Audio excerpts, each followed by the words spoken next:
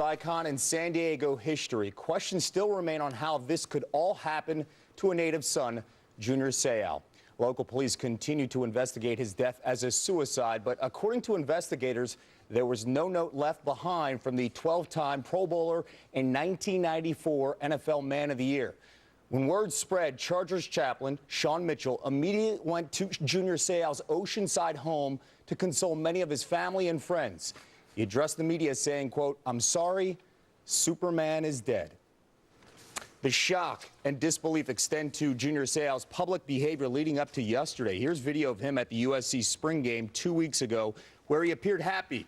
There were no signs to many family and friends that there was something wrong with the man who affectionately called everyone buddy. Hall of Famer and ESPN analyst Jerry Rice played golf with SEAU on Monday.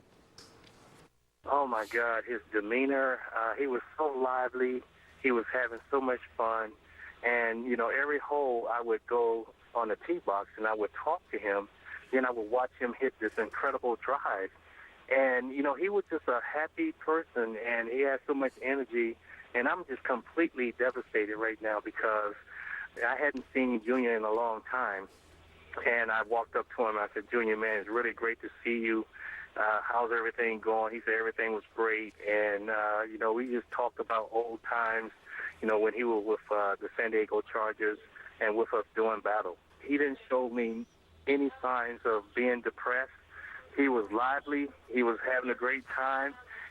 Even with the foursome that he was playing with, you know, you could tell that there was great chemistry. And I'm just completely devastated right now. You know, we lost a guy that transcended the linebacking core on the football field because he was one of those guys that could completely take over a ball game, and you had to know exactly where he was at on the football field. Shelly Smith joins us live this morning from Oceanside, California. Shelly, take us through some of the local reaction in the past day. Kevin, this is a community that is shocked and stunned and deeply, deeply saddened and still filled with a lot of questions as to why. Hundreds of fans and friends and family came by the house yesterday and well into the night, leading flowers and balloons and candles that are still lit even as the morning fog is coming in now. This is a very, very close-knit community. Everyone seems to have known one another. Even police officers I spoke with yesterday remember Junior SEAU playing high school football. And you remember he played 12 seasons with the nearby San Diego Chargers. Just about everyone who knew him has a story. It was a knockout punch. Junior is an icon for San Diego, Mr. Charger.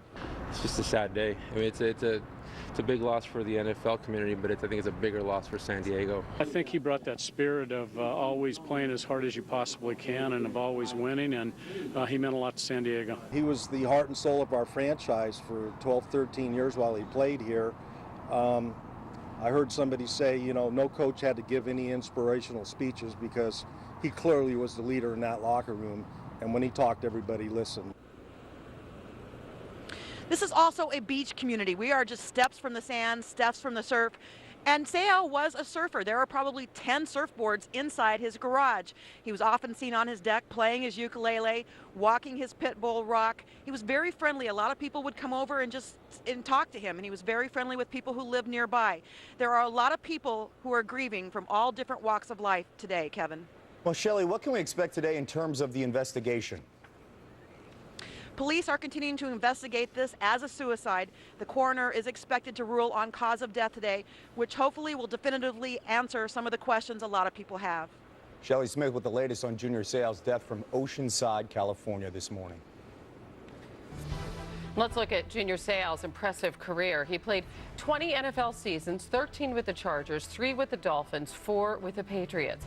He was the 5th player chosen in the 1990 NFL draft out of USC, selected to 12 Pro Bowls, tied with Ray Lewis for the most in NFL history among linebackers.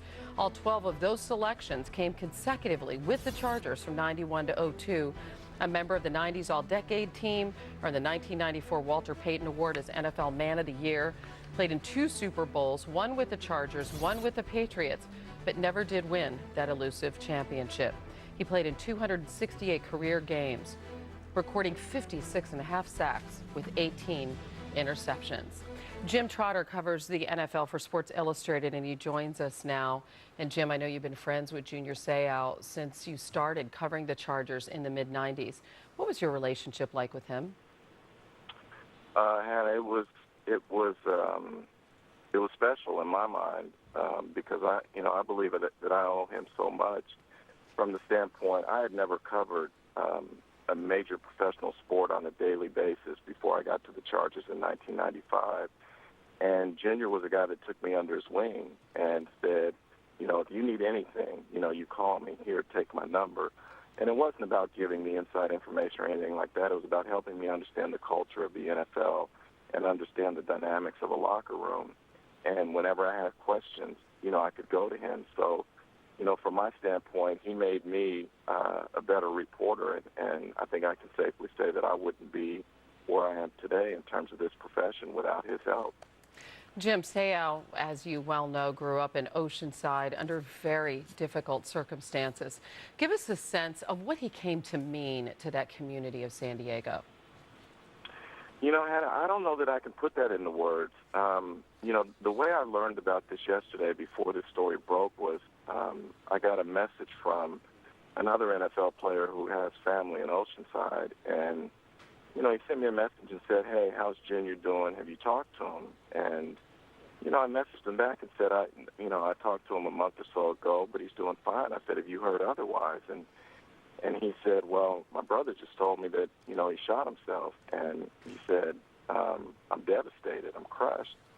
And so I started making calls to friends of Junior's, and nobody knew anything about it. And then the story broke about an hour later, but in terms of TMZ reporting it, and people here are crushed. I've lived in San Diego for 23 years. Junior wasn't just a part of San Diego; he was San Diego. And I used to say to him that his greatest legacy was not going to be what he did on the field, but what he did in the community here, from the standpoint that his foundation, which focused on youth and young adults, it's distributed some $4 million since it was founded in the early 90s. I mean, that's huge in this community.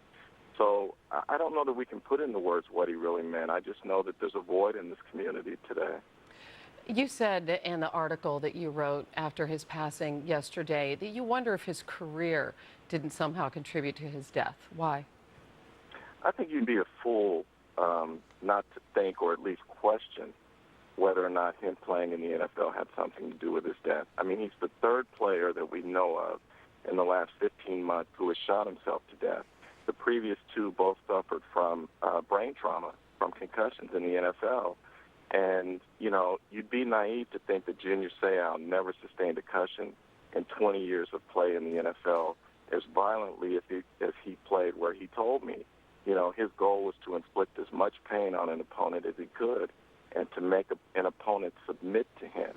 That was his goal, not to injure, but to physically dominate and make an opponent submit. So, I keep hearing today that, on record he never had a concussion. You know what? You're kidding yourself if you think this kid never had a concussion. And I talked to teammates who called me yesterday, and they said, look, Junior was the type who would never take himself off the field. Even in training camp, he would have his physical treatment back in his dorm room because he didn't want to be in the training room. He didn't want anyone else to see him hurting or in pain because he was larger than life. So in my mind, I'm not saying that there is a direct correlation, but I think it's a question that has to be asked at this point. And you referred a few moments ago to the suicide last year of former Chicago Bears safety Dave Dorson. Dorson also shot himself in the chest, and then there was research of his brain which showed degenerative brain disease due to that repeated brain trauma that he suffered during the course of his career. You've written that you hope that Seau's family donates his brain to research. Why?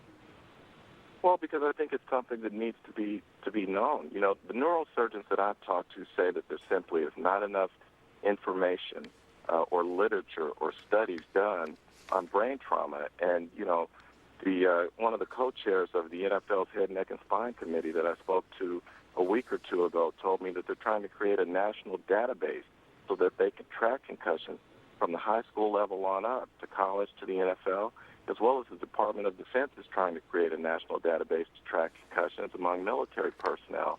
So to me, I think the more literature that we have and the more studies that are done, the more educated we can be about the long-term consequences of brain trauma, of concussions. And I know that some retired players have already committed to donating their brains to research once they pass away.